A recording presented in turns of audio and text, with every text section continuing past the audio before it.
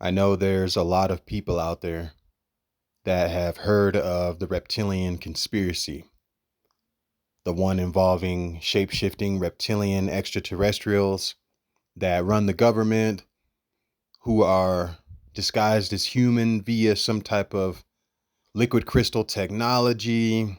They're highly advanced technologically and otherwise, psychically, telepathically. Their minds are much more highly evolved. They can manipulate reality and could possibly be working with other ET groups. That was a big conspiracy back in the day. It was one that I had a lot of fun delving into. I believed in it a lot. I still do. Nowadays, looking back from where it all began, when I first started believing in the shape-shifting reptilians conspiracy, I just connect it to where I am now. It's easy to connect it to the soul trap theory because not only do we hear of celebrities and people at the top, billionaires and so forth, possibly being these reptilian beings, these interdimensional entities with their own agenda, but it's quite possible, it's more than possible, that there are a whole lot of these things running around in the general population as well. You never know who could be disguised as one of these reptilian beings that lives next door to you. Your coworkers could be a reptilian alien disguised as a human, or an Anunnaki, or whatever other beings are out there that can do these same things that reptilians can. I mean, like, reptilians aren't the only ones that can shapeshift. They're not the only ones with the highly evolved technology that you hear in the stories. I believe the Anunnaki has that as well. And other ET groups, the Pleiadians, okay? So reptilians aren't the only ones. So, I mean, hell, maybe some of these other ET beings and groups out here know how to interchange and make themselves look like they want to try to confuse you. Who knows, man? It's a big agenda out here. How does it connect to the soul trap theory? Easy. Because when you realize and analyze the situation more and more, and you do more research into it, you start to see there's an agenda going on the other side as well. Okay, these spirit guides, right? I've talked about them before. These spirit guides that like to show up and show themselves as Christ, Jesus, Buddha, whatever. And some people argue that it's based off of your belief, what you see. Yet there are stories of atheists who encounter Jesus, okay? That makes no sense when an atheist doesn't believe in God. See, so that shows you that there's something that is confronting that individual, trying to draw them in and make them believe in this thing that they see. Okay, so if you do enough research and you watch enough videos on YouTube and otherwise, you'll see that there are people out here that have basically brought to light that these spirit guides are in disguise. There's a YouTube channel called Tina and Karen Quantum Healing, and they did videos about getting certain spirit guides to reveal who they really are.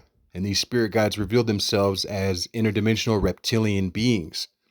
I've also read other stories outside of what they were talking about on their YouTube channel, on different online sites, Google, whatever, wherever I went to find these stories, I found other stories of people getting spirit guides to reveal their true form or their true self. And then there's Anne-Marie Eber's story that I've showed on my channel about her making the discovery that her soul was in a pod, just like on the movie The Matrix. Now that's up to you if you choose to believe in that, but yeah, it's out there. She discovered that her soul was in a pod and all that, being monitored by these reptilian beings. And what I like about what she talks about is how she has uncovered how these reptilian beings are everywhere. Like, there's a lot of them out there. Not saying that that's all there is.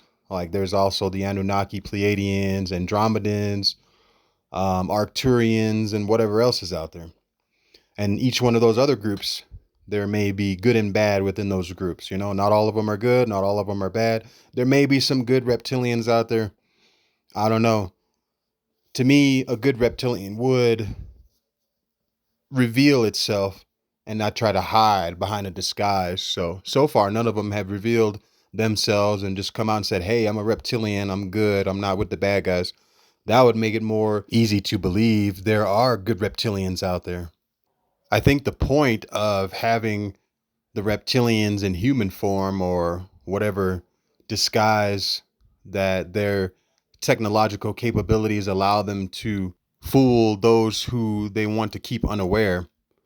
The point of it is so that they can keep track of and monitor those that are marked. You know what I mean? Meaning, okay, if there are some souls down here that are being reincarnated in the reincarnation soul trap, you have to have guards.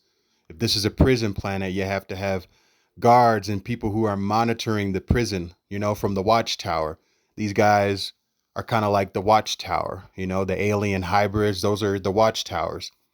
And it just makes it easier for them to manipulate not only the humans that they need to. Technically, none of us are humans if we're spirit beings or whatever.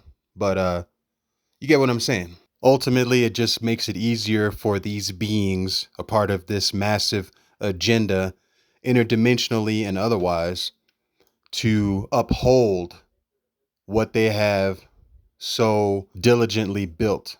I mean, you really take a good look at the reincarnation soul trap proposal, and you can really uncover some layers of very finely detailed and crafted things that are laid in place for a massive operation that can't be stopped because it's a well-oiled machine, and the only way you get out of it is to wake up, and you either fight your way out from there or you just walk away.